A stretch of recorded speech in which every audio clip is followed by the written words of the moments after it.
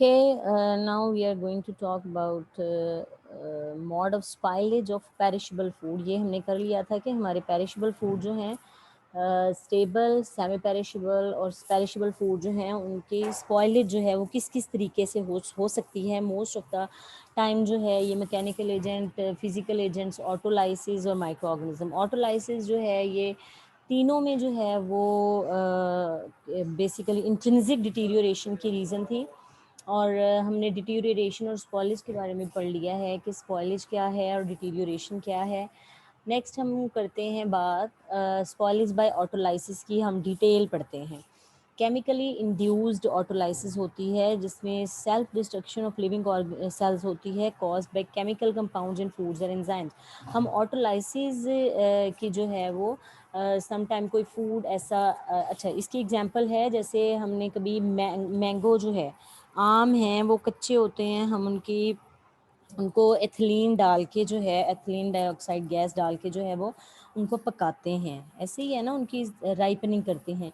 ये वो केमिकल्स होते हैं जो ऑटोलाइसिस को इन्हेंस करते हैं। उससे क्या होता है कि कच्चे आम का टेस्ट जो होता है वो खट्टा होता है, मीठा नहीं होता, और उसका टेक्सचर जो है वो भी मीठा नहीं होता, क्योंकि उसके अंदर जो है वो जो फिनोलिक्स होते हैं उसकी तादाद ज़्यादा होती है, मिकदार ज़्यादा होती है, और फिनोलिक्स कंपाउंड्स होते हैं। फिर वो फिनोलिक्स को कन्वर्ट करता है into smaller molecular weight sugars में, क्योंकि जिनको हम कहते हैं ग्लूकोज, फ्रुक्टोज और जो है वो माल्टोज और सुक्रोज।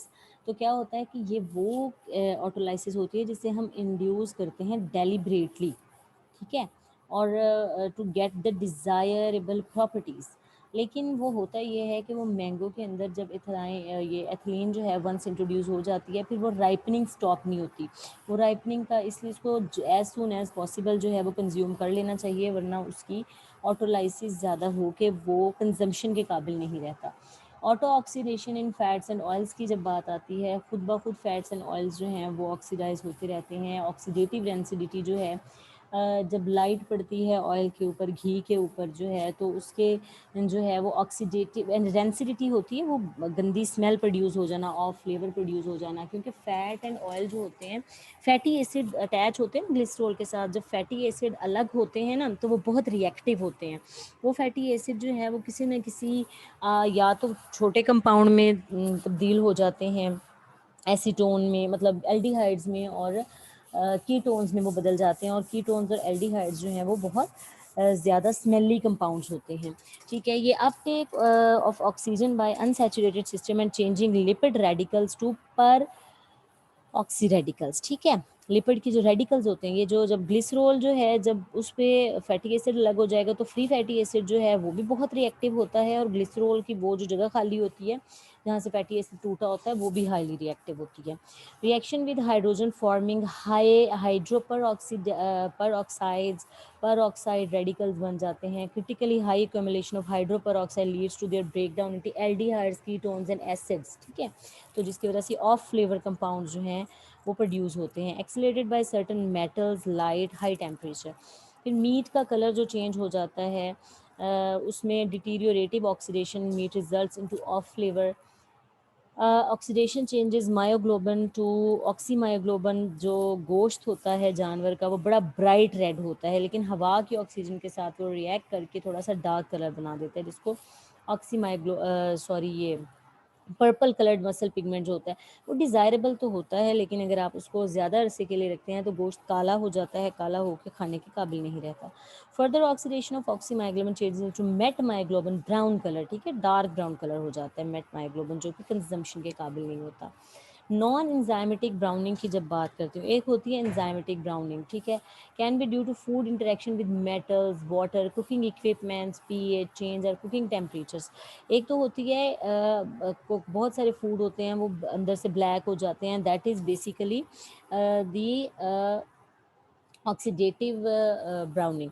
लेकिन जो नॉन एंजाइमेटिक ब्राउनिंग होती है वो होती है मेटल के साथ रिएक्शन हो जाता है, वाटर के साथ। और जैसे मैंने आपको बताया था कि पोटैटो जो है आप उसको काट के रखें, या बैंगन जो है उसको काट के रखें, एप्पल को काट के रखें, वो ब्लैक हो जाता है, that is an example of non enzymatic browning. Maillard reaction जो है chemical reaction between amino acid from the protein with a carbonyl compound from the reducing sugar. आप जो है मिलार्ड रिएक्शन जो होता है ये ख़ास तौर पे यूज़ होता है इन दी प्रेपरेशन, ये चॉकलेट कलर या डिज़ायरेबल होता है बहुत जगहों पर, ये खुद मिलार्ड रिएक्शन जो है। इसकी एग्जांपल है दूध। दूध को आप बॉयल करते रहें तो एक वक्त ऐसा आता है कि उसका कलर जो है वो ब्राउन होना शुरू हो जाता है, रेड और फिर उससे डार्क होना शुरू हो जाता है। That is due to Maillard reaction, क्योंकि उसके अंदर जो लैक्टोज है that react with the amino acid मतलब प्रोटीन के साथ, और वो कलर चेंज कर जाए। ब्राउन नाइट्रोजनस पॉलीमर बनते हैं, limits shelf life of various fruits vegetable and juices. ये नॉन एंजाइमेटिक ब्राउनिंग है, ठीक है। पहला मिलार्ड रिएक्शन है, मिलार्ड रिएक्शन। दूसरा कैरेमलाइजेशन है, तीसरा changes in ascorbic acid. Non enzyme brown colour बहुत, अब एप्पल अगर डार्क ब्राउन कलर का हो जाए तो आप खाएंगे तो नहीं ना। तो ये 2-3 रीजंस हैं, मिलार्ड रिएक्शन है, कैरेमलाइजेशन है और चेंज इन एस्कॉर्बिक एसिड है। ये 3 रीजंस होती है जिसकी वजह से ब्राउनिंग होती है फूड की। अच्छा जी, मोस्टली मिलार्ड रिएक्शन क्या है? It's a chemical reaction between an amino acid from protein with a carbonyl group from reducing sugar. Reducing sugar sucrose को बोलते हैं। ब्राउन नाइट्रोजनस रिड्यूसिंग शुगर सारी होती हैं except sucrose. Brown nitrogenous polymers जो हैं वो बनते हैं, limit shelf life of various fruits vegetables and juices. Brown colour हो जाएगा। Mostly undesirable nuts only desired in roasting nuts, meat. ये मीट के अंदर जो है ये कलर रिक्वायर्ड होता है हमारे ब्राउन सा कलर। इसके अलावा नट्स जो हैं कुछ उनकी जब रोस्टिंग करते हैं वो कलर ब्राउन ब्राउन हो जाता है, वो रिक्वायर्ड होता है स्नैक्स के अंदर कुछ, लेकिन मोस्टली अनडिजायरेबल होता है, ठीक है। कैरेमलाइजेशन जो है जब आप शुगर को जो है वो हीट करते हैं तो वो एक ब्राउन से मटेरियल में चेंज हो जाती है, that is actually called as caramelisation. The temperature dependent oxidation of sugar which involves of removal of water from the sugar such as sucrose were followed by the isomerisation and polymerisation steps. होता क्या है कि आप चीनी लें, उसको किसी बर्तन में डालें और उसको हीट करना शुरू करें, पिघलेगी, पिघलने के बाद जो है वो ब्राउन हो जाएगी सारी वो। ये बहुत ही कॉम्प्लेक्स किस्म के रिएक्शंस होते हैं जिसमें री अरेंजमेंट होती है शुगर मटेरियल की, आइसोमेराइजेशन, पॉलीमराइजेशन और वाटर रिलीज के साथ भाप से निकलेगी और वो ब्राउन कलर कैरमल जो है इसको कैरमल बोलते हैं। Use extensively in cooking for resulting nutty flavour and brown colour. वो कैरमल का एक स्पेसिफिक नटी सा फ्लेवर होता है। Changes in ascorbic acid, stored fruit juices changes to unfavorable brown color due to oxidation of L-ascorbic acid। ये vitamin C की oxidation से डिहाइड्रोस्कॉर्बिक acid बनता है और कलर ब्राउन हो जाता है। ओके, एंजाइम इंड्यूस्ड ऑटोलाइसिस जो होती है, enzymatic rancidity fats and oils के अंदर या मीट के अंदर एंजाइम्स ऑलरेडी प्रेजेंट होते हैं। वो फैट को जो है वो कन्वर्ट करते हैं into simpler forms and then free fatty acids produce होते हैं, और वो फ्री फैटी एसिड्स जो हैं वो रिस्पॉन्सिबल होते हैं for the production of acetones and मतलब कीटोन्स एंड एल्डिहाइड्स। अच्छा, आपको समझ आ रही है बच्चों? Yes ma'am. Okay yes ma'am. Yes ma'am आ रही है। ओके, एंजाइमेटिक रेंसिडिटी जो होती है ये hydrolysis of fat resulting into liberation of free fatty acid and glycerol, already told. Off flavour fat and oil के अंदर जो है ये होता बेसिकली सिस्टम वही है, वहाँ पर जो है वो नॉन एंजाइमेटिक होता है, केमिकली इंड्यूस्ड, और यहाँ पर एंजाइम्स जो है वो रिस्पॉन्सिबल होते हैं। फिश की पुट्रिफिकेशन हो जाती है, fish gut micro organism promote this fish tissue autolysis resulting in typically spoiled fish odour due to ammonia like substances, ठीक है। ये एंजाइमेटिक जो है ब्राउनिंग, ये फ़िश की जो है उसमें स्मेल प्रोड्यूस कर देते हैं। एंजाइमेटिक ब्राउनिंग जो है रेजन्स में, प्रून्स में, कॉफ़ी में डिज़ायरेबल होती है। मतलब रेजन्स जो होते हैं ये किशमिश वगैरह जो होती है जब ये बनते हैं, या ये जो प्रून्स जिसे बोलते हैं, प्रून्स कहते हैं खुश्क आलू बुखारा, खुश्क खुबानी, खुश्क वो जो होता है पीच, ये 3 चीज़ें, इनको हम प्रून्स कहते हैं। खुश्क आलू बुखारा प्रून्स बोलते हैं इनको, ठीक है। Phenols converted to quinones resulting brown pigment, ठीक है। लेकिन ये क्यूनोन्स जो होते हैं ये रिक्वायर्ड भी होते हैं रीजन्स में, प्रून्स में, कॉफ़ी में, इनका स्पेसिफिक फ्लेवर डेवलप करने के लिए। स्पॉइलेज एजेंट्स होते कौन कौन से हैं? एक तो एंजाइम्स हैं, ठीक है, नंबर 1। दूसरे माइक्रो ऑर्गेनिज्म। माइक्रो ऑर्गेनिजम्स को कैटेगराइज करते हैं मोल्ड्स में, यीस्ट में, बैक्टीरिया में। दूसरे फैक्टर्स जो हैं स्पॉइलेज में, इसमें फूड आ जाता है, वाटर, ऑक्सीजन, टेम्परेचर, पीएच। और फोर्थ है हमारे पास स्पॉइलेज एजेंट, वो है insects, rodents, pests, birds. Physical factors जो हैं वो इन्वॉल्व हैं हमारे, जिसकी बात हम करते हैं फिज़िकल फैक्टर में हमारे पास आ जाते हैं। मतलब जब आप ट्रांसपोर्टेशन करते हैं, वो फिज़िकल फैक्टर्स हो जाते हैं। ट्रांसपोर्ट करना, एक दूसरे के प्रेशर के ऊपर आ जानी चीज़ें, ये फिज़िकल फैक्टर होते हैं। ओके जी, एंजाइम्स में हार्मफुल इफ़ेक्ट जो होते हैं एंजाइम्स के, रिस्पॉन्सिबल स्पॉलेज और डिटीरियो यानी ऑटोलाइसिस करते हैं जो, ये हार्मफुल इफ़ेक्ट है एंजाइम्स का। एंजाइमेटिक ऑटोलाइसिस की वजह से स्पॉलेज या डिटीरियोरेशन या एजिंग का प्रोसेस है वो होने लग जाता है। अच्छा, उसके बाद fresh fruits and vegetables ultimately decreases their shelf life. Beneficial effect ये है कि बायोकैटलिस्ट हैं, ये केमिकल रिएक्शन एक्सेलरेट करते हैं, इन्हीं की वजह से जो है हमारा जो है वो फल पकते हैं, हमारा जो है वो do not undergo any change in them self, खुद खुद ब खुद एंजाइम्स, और जब हम चाहें एंजाइम्स को हम डीएक्टिवेट करके अपनी प्रोडक्ट को जो है वो सेव कर सकते हैं। एंजाइम्स और protein nature their synthesise living cell ex in vivo and in vitro. In vitro बोलते हैं नॉन लिविंग थिंग्स, ठीक है। इन वीवो होता है लिविंग थिंग्स। जब प्लांट के ऊपर लगा हुआ है दैट इज़ इन वीवो। जब वो प्लांट जो है वो आपने हार्वेस्ट कर लिया अपना फूड, वहाँ उसके अंदर वो इन विट्रो होता है basically. Okay, enzymes are used in food industry for, हाँ जी, एंजाइम्स जो हम एक्सप्लोर करते हैं एंजाइम्स को, पेक्टोलिटिक एंजाइम फूड जूसेस इंडस्ट्री में क्लैरिफिकेशन के लिए, पिगमेंट एक्सट्रैक्शन के लिए फूड जूसेस की, ठीक है, क्या करते हैं कि जो पेक्टोलिटिक एंजाइम होते हैं यानी पेक्टिन को ब्रेक डाउन कर देते हैं। जब आप कोई भी फ्रूट जो है उसका जूस पीते हैं, एप्पल का सपोज आप जूस पीते हैं, आप एप्पल को ग्राइंड करें तो वो क्लियर नहीं होता, ठीक है। तो हम उसमें पेक्टोलिटिक एंजाइम्स डालेंगे। वो पेक्टोलिटिक एंजाइम्स क्या करेंगे कि वो उसकी पेक्टिन जो है उसको ब्रेक डाउन करके उसको वाटर सॉल्युबल बना देते हैं और वो हमारा जूस जो है वो क्लियर हो जाता है। मीट के टेंडराइजेशन में यूज़ करते हैं। ये जो आपने कचरी पाउडर के बारे में सुना होगा या आपने सुना होगा, मीट ऐसी चीज़ जो एक तो कचरी पाउडर हो गया, दूसरा आपने पपाया के बारे में सुना होगा कि ये जो कच्चा पपीता या पक्का पपीता होता है, आप उसको अगर मीट में डाल दें तो वो टिक्के वगैरह बनाने के लिए, तो क्या होता है कि मीट जो है वो नरम हो जाता है, उसकी टेंडराइजेशन होती है। अब वो क्या होता है कच्चे पपीते में ऐसा जो मीट को टेंडर करता है, वो क्या करता है उसके अंदर एंजाइम्स होते हैं, they are having extensive viable system of enzymes, ठीक है। वो एंजाइम्स मीट को टेंडराइज कर देते हैं। Manufacturing various dairy products like cheese, हम क्या करते हैं इन एंजाइम्स जो होते हैं, जब चीज़ प्रिपेयर करते हैं ना तो उसको जाग लगाते हैं, जाग लगाने के साथ साथ हम उसके अंदर एक एंजाइम होता है जो कि रेनिन बोलते हैं जिसको, वो रेनिट एंजाइम जो है वो डालते हैं, उससे हमारा चीज़ जो है वो उसकी प्रोटीन जो है वो ब्रेक डाउन हो जाती है। ब्रेड इंडस्ट्री के अंदर अमाइलोलिटिक एंजाइम्स हम यूज़ करते हैं आटे को जो है वो नरम करने के लिए, to improve the quality and quantity during olive oil extraction. फिर माल्टोज की प्रोडक्शन में सेक्रिफिकेशन ऑफ स्टार्चेज रिक्वायर्स अमाइलेजेस। जो स्टार्चेज है उनको उनको उनके हमने जब सेक्राइड्स बनाने होते हैं यानी स्मॉलर मॉलिक्यूलर शुगर्स बनानी होती हैं, वहाँ अमाइलेजेस यूज़ होते हैं। सेलुलेज की सेक्रिफिकेशन में सेलुलेजेस, अल्कोहल बेवरेजेस की प्रोडक्शन में यूज़ होते हैं। एंजाइम की क्लासिफिकेशन की जाए तो ये 6 तरह के एंजाइम्स बेसिकली होते हैं। ऑक्सीडो रिडक्टेजेस होते हैं जो कि ऑक्सीडेशन रिडक्शन रिएक्शंस जो हैं वो करते हैं।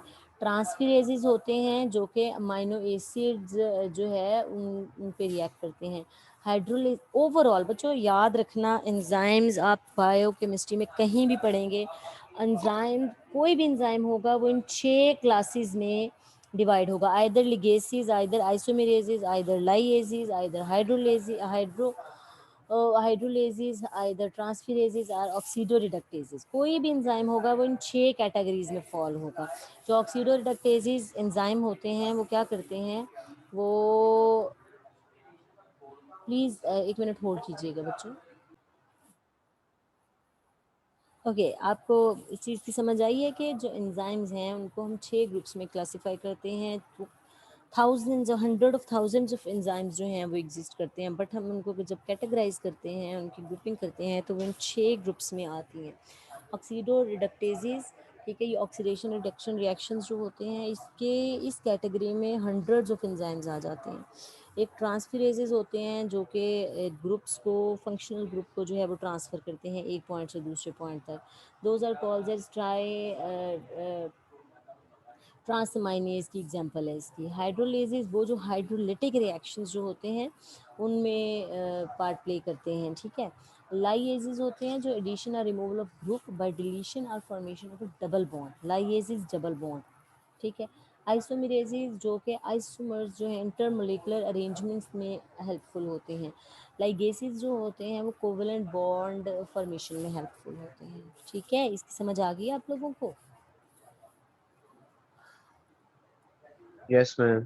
बच्चों जहाँ भी एंजाइम्स, आप सॉइल साइंस में जाते हैं, प्लांट पैथोलॉजी में जाते हैं, बी मेजर में फूड साइंस में आते हैं, आप हॉर्टिकल्चर में जाते हैं, जहाँ भी आप बायोकेमिस्ट्री पढ़ेंगे और जहाँ भी आप एंजाइम्स पढ़ेंगे, you will come to know that enzymes are always categorised into these 6 classes. Okay okay. Enzyme efficiency जो होती है वो कैसे, एंजाइम बहुत सेंसिटिव कंपाउंड्स होते हैं। ये अपनी इतने स्पेसिफिक होते हैं कि आप कहें ना कि एक एंजाइम ने 5 डिग्री सेंटीग्रेड के ऊपर एक्ट करना था, वो कभी भी 5.1 डिग्री सेंटीग्रेड के ऊपर भी रिएक्ट नहीं करेगा, राइट। इतने ज़्यादा स्पेसिफिक होते हैं अपने सबस्ट्रेट को लेके, अपने पीएच को, अपनी पीएच कंडीशंस को लेके, अपनी मतलब हर।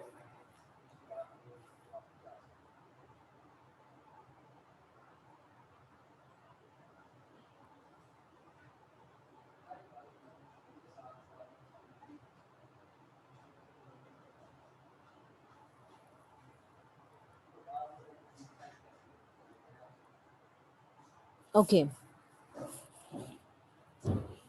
क्या होता है कि ये जो हाँ पीएच सेंसिटिव बहुत ज़्यादा होते हैं, टेम्परेचर सेंसिटिव बहुत ज़्यादा होते हैं, कंसंट्रेशन का बड़ा इफेक्ट होता है। PH enzyme mediated reactions require specific narrow pH range.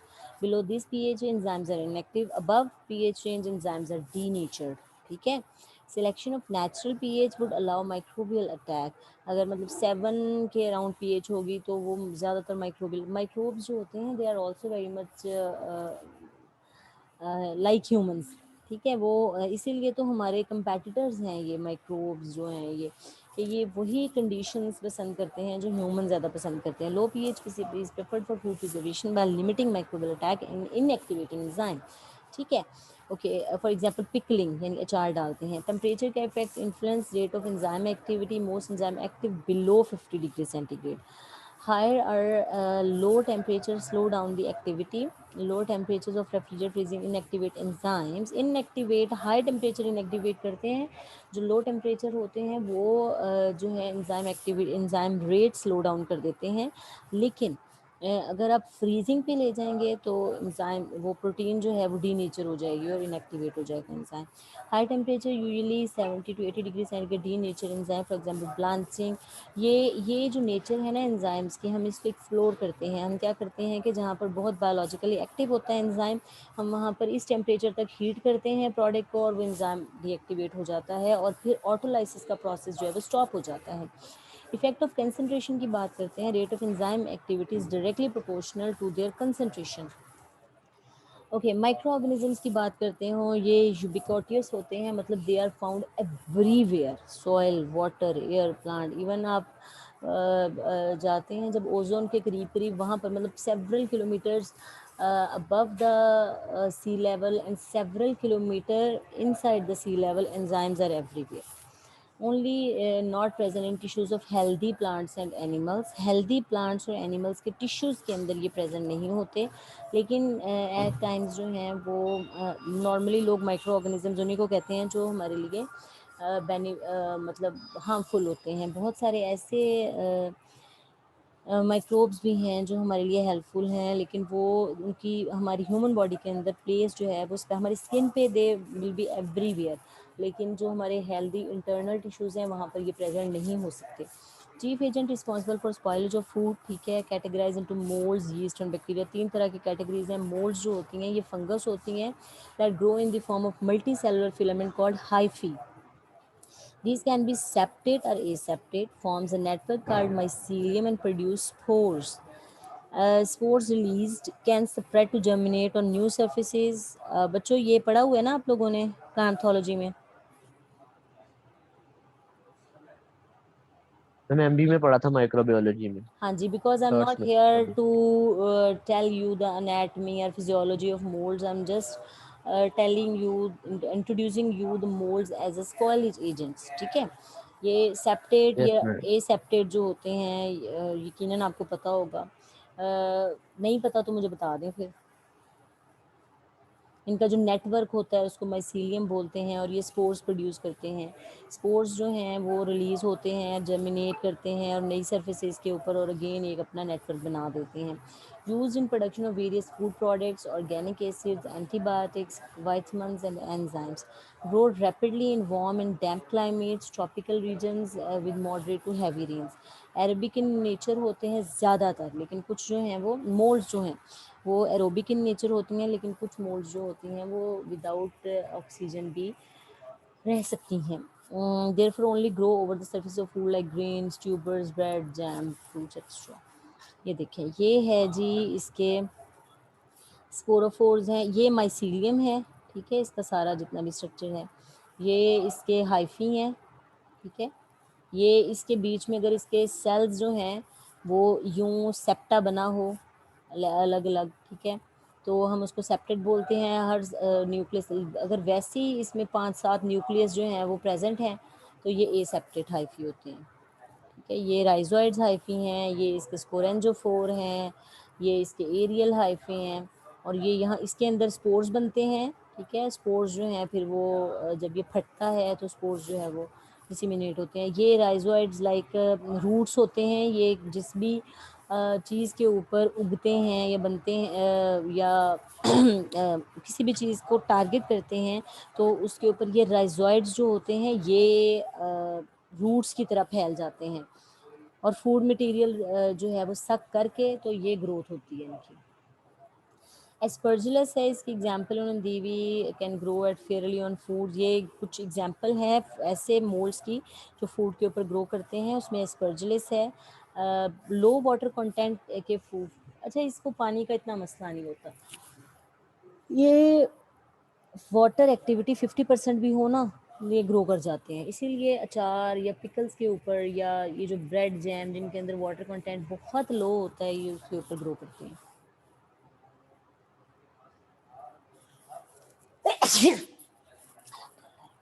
Okay, ये एस्परजिलस है। म्यूकर की अगर बात करें तो इसको हाई ह्यूमिडिटी चाहिए। पेनिसिलियम लो टेम्परेचर के ऊपर ग्रो कर जाती है, can be prevented by controlling temperature, moisture content की। ठीक है, ये तो हर एक के लिए है। अभी मोल्ड, बैक्टीरिया, सारी ग्रोथ जो हैं इनको हम कंट्रोल कर सकते हैं बाय टेम्परेचर, मॉइस्चर कंटेंट्स, और एयर टाइट कंटेनर्स में अगर रखें तो can be killed at high temperature above 100 degree centigrade. Yeast जो होती हैं, these are kind of moulds. ये eukaryotic single round cell fungi होते हैं, डिवाइड रैपिडली बाय बडिंग और binary fission, required low pH and moisture higher than molds. The first yeast originated hundred of million years ago. 1500 species जो हैं currently identified, they estimated constitute 1% of all described fungal species. In contrast, fungi that can adopt a single celled growth habit are called yeast. यानी अगर हम कहा देखें तो वो fungi जो सिंगल सेल ग्रोथ हैबिट को फॉलो करते हैं उनको हम यीस्ट कहते हैं। ये bread, enzymes, vitamins, juices, jam, jellies, non alcoholic beverages की प्रोडक्शन में हेल्पफुल होती हैं। ये बहुत सारे फ्रूट्स की सर्फेसिस पे देखी जा सकती हैं, और ये हाई टेम्परेचर, ये बॉइलिंग वगैरह पेस्चराइजेशन से डिस्ट्रॉय हो जाती हैं। ये सबसे ज़्यादा नोटोरियस और सबसे ज़्यादा डिफ़िकल्ट टू हैंडल जो है वो माइक्रोब है। ये आप देख सकते हैं, इसमें भी इतनी वैरायटीज़ हैं, इतनी तरह के हैं कि जो है वो हर तरह के बैक्टीरिया को हैंडल करने के लिए हमें जो है वो डिफरेंट तरह के टैक्टिक्स यूज़ करने पड़ते हैं। ठीक है, मतलब कुछ जो हैं कैप्सूल्स वाले होते हैं, कुछ टॉक्सिन्स प्रोड्यूस करते हैं, कुछ राउंड हैं, कुछ ये ट्यूब शेप है। ओके, सिंगल सेल्ड होते हैं, माइक्रोस्कोपिक सिंगल सेल प्रोकैरियोट्स होते हैं, मेम्ब्रेन बाउंडेड स्ट्रक्चर नहीं होता। हम जो इनको एक्सप्लोर करते हैं, यानी देखें, ये तो कुछ तो वो है ना, हर वो चीज़ जिसको ह्यूमंस जो हैं वो कंट्रोल्ड यूटिलाइज कर लें वो फ़ायदेमंद हो जाती है।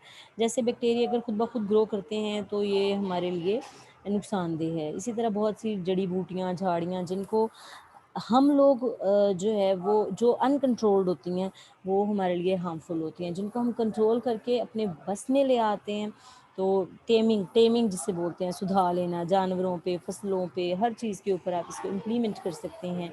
आप उनकी ग्रोथ को कंट्रोल कर लें तो वो चीज़ें हमारे फ़ायदे के लिए हो जाते हैं। ऑर्गेनिक एसिड्स की, एंजाइम्स की, एंटीबायोटिक्स की, विटामिन्स की, अमीनो एसिड्स की, yoghurt, fermented meat, milk, fruit, vegetables, food technology में हम बैक्टीरिया को बहुत एक्सप्लोर करते हैं। Bacteria living inside the gut, हमारी इवन जो गट में प्रेजेंट हैं वो विटामिन बी कॉम्प्लेक्स, बहुत सारे हमारे इम्यूनिटी को बहुत ज़्यादा स्ट्रॉन्ग बनाते हैं ये बैक्टीरिया, जो हमारी गट में, गट कहते हैं लार्ज इंटेस्टाइन में बहुत सारे ऐसे बैक्टीरिया प्रेजेंट हैं जो हमारे अनडाइजेस्टेड फूड मटेरियल को यूज़ करते हुए बहुत ही बेनिफिशियल कंपाउंड्स प्रोड्यूस करते हैं। बहुत सारे विटामिन बी, बहुत सारी इम्यूनोग्लोबुलिन्स और बहुत सारी ऐसी चीज़ें प्रोड्यूस करते हैं कि वो हमारे लिए बेनिफिशियल हो जाती हैं। डिसएडवांटेज ऑफ कोर्स, ये फूड स्पॉयल, जब जहाँ अनकंट्रोल्ड हो जाए, हमारी मर्ज़ी के बिना घुस जाए तो हमारा फूड कम्पीट करते हैं ये हमारे साथ फूड स्पॉयलेज में, food borne disease, food poisoning और इन्फेक्शंस कॉज करते हैं। बैक्टीरिया को क्लासिफाई करते हैं इन बेसिस ऑफ शेप। ये 4 तरह के होते हैं। राउंड शेप होते हैं उनको कोकाइक बोलते हैं, जो कैप्सूल शेप होते हैं उनको बैसिलस, जो लॉन्ग होते हैं उनको स्पाइरलम, जो स्प्रिंग की तरह के होते हैं, और कुछ थोड़े से ना कर्व्ड होते हैं वी शेप, उनको विब्रियो बोलते हैं। फिर हम टेम्परेचर की बेस पे 3 तरह के होते हैं। ये थर्मोफिलिक वो होते हैं जो अबव 40-55 डिग्री सेंटीग्रेड भी वो ग्रो करते हैं। इवन एक 80 डिग्री सेंटीग्रेड पे एक बहुत हॉट वाटर स्प्रिंग था, एक चश्मा था बहुत गर्म पानी का, वहाँ पर भी बैक्टीरिया जो है वो मिले हैं, वो 80 डिग्री सेंटीग्रेड तक। मतलब ऐसे भी है, उनको थर्मोफिलिक बोलते हैं। मीज़ोफिलिक जो हमारे आम रूम टेम्परेचर पे 20 से 30 तक जो है वो रहना पसंद करते हैं। कम टेम्परेचर पे ले जाएंगे तो या तो उनकी ग्रोथ रुक जाएगी या वो ख़त्म हो जाएंगे। और कुछ ऐसे बैक्टीरिया होते हैं जिनको साइक्रोफिलिक बोलते हैं, जो कि 4 से 10 डिग्री से, जो हमारे रेफ्रिजरेटर में जो खाना ख़राब करते हैं ना, those are called as psychrophilic bacteria. Oxygen requirement की बेसिस पे 2 तरह के होते हैं bacteria, aerobic and non anaerobic. Non जहाँ जिनको ऑक्सीजन की ज़रूरत है वो एरोबिक होते हैं, जिनको ऑक्सीजन की ज़रूरत है वो एन एरोबिक होती है। ओके, बैक्टीरिया बहुत डाइवर्स इन नेचर होते हैं, हर जगह पर प्रेजेंट हैं, मोस्ट डिफ़िकल्ट टू किल हैं, हाई टेम्परेचर रिक्वायर्ड करते हैं, हाई एसिड ट्रीटमेंट से भी किल हो जाते हैं। बहुत सारे मेथड, जिसको फिजिकल मेथड जैसे बॉयलिंग, कुकिंग, पैस्चराइजेशन, स्टेरिलाइजेशन, इसके अलावा केमिकल तरीके से भी जो है वो हम बहुत सारे केमिकल्स यूज़ करते हैं इनको किल करने के लिए। बहुत इनके फैक्टर्स जो इनकी ग्रोथ को इफेक्ट करते हैं, उनमें फूड है, टेम्परेचर है, मॉइस्चर है, पीएच है, ऑक्सीजन है। ठीक है, ये हो गए। हम सबसे पहले थे मोल्ड्स एंड जी, मतलब माइक्रोब्स से, जिसमें मोल्ड सबसे जो स्पॉइलेज एजेंट है, सबसे पहला था एंजाइम्स। ओके, एंजाइम्स की हमने कैटेगरीज भी पढ़ ली, सारा कुछ पढ़ लिया एंजाइम्स के बारे में। वो पीएच डिपेंडेंट होते हैं, वो टेम्परेचर डिपेंडेंट होते हैं, वो लो और हाई टेम्परेचर के ऊपर इनएक्टिवेट हो उसमें फिर एंजाइम्स आ जाते हैं ऑटोलाइसिस में। दूसरे हमारे पास आ जाते हैं माइक्रोब्स। माइक्रोब्स की 3 किस्में हमने पढ़ ली हैं, मोल्ड्स हैं, यीस्ट हैं और बैक्टीरिया हैं। बैक्टीरिया जो है उनकी हमने मोल्ड्स का हमने पढ़ लिया है कि ये कम वाटर के लिए 3-4 तरह के होते हैं, जिसमें एस्परजिलस है, म्यूकर है। और फिर जब यीस्ट की बात आती है तो उसकी हमने डिटेल्स पढ़ ली हुई हैं। फिर जब हमारे पास बात आती है बैक्टीरिया की, तो हमने उसकी classification on the basis of temperature, on the basis of shape, on the basis of oxygen requirement, ये भी पढ़ ली है। अब आते हैं जी हमारे पास, और वो जो है वो हाउ टू हैंडल दैम, ये भी हमने पढ़ लिया है। जो फैक्टर्स इफेक्ट करते हैं ग्रोथ ऑफ माइक्रो ऑर्गेनिजम्स, वो भी हमने देख लिए हैं। नेक्स्ट हमारे पास आ जाते हैं इंसेक्ट्स, रोडेंट्स एंड बर्ड्स। ये हम नेक्स्ट लेक्चर में कर लेते हैं। आई थिंक ये पिछले को रिवाइज भी कर लेंगे, आप लोग रिवाइज करें। आपका मैंने जो है ना इनमें से क्विज लेने हैं अब आपके कल के लेक्चर में। Thank you very much. कोई क्वेश्चन है, यू कैन आस्क व्हाट्सएप।